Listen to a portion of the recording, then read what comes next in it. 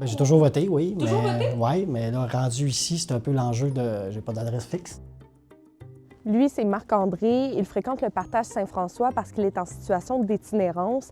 Bonne nouvelle pour lui, il pourra voter aux élections fédérales. Voter, je trouve ça important, ça fait partie du devoir du citoyen.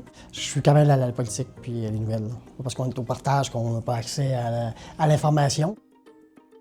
Pour ceux et celles qui ont une adresse, c'est simple. On reçoit un carton par la poste qui nous mentionne où voter et quand se présenter.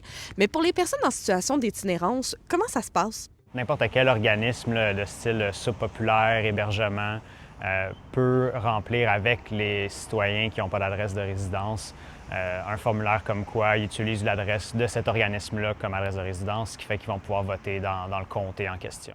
Avant que les électeurs en situation de précarité se rendent aux urnes, il y a des ateliers qui sont donnés tout au long du mois d'avril à la chaudronnée de l'Estrie.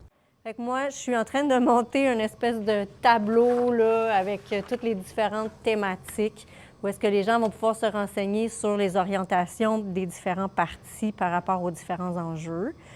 Par la suite, je vais aussi élaborer un petit peu plus pour notre clientèle qui est en situation d'itinérance pour qu'ils puissent comprendre comment voter. C'est sûr qu'on est une soupe populaire, mais on a aussi un autre objectif qui est l'éducation populaire autonome.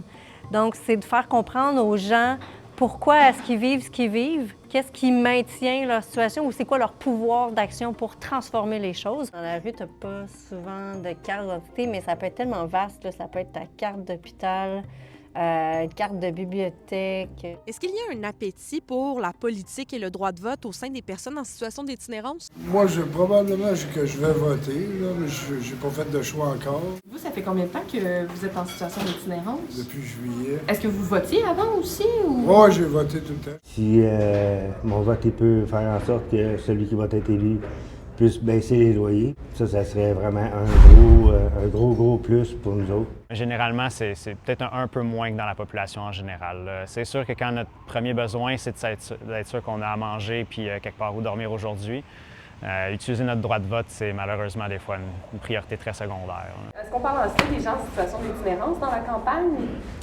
On en parle beaucoup, mais je me demande souvent si on a vraiment les bons mots pour l'expliquer qu'est-ce qui se passe vraiment là. Parce que la réalité dans les rues puis la réalité dans les bureaux, c'est deux mondes.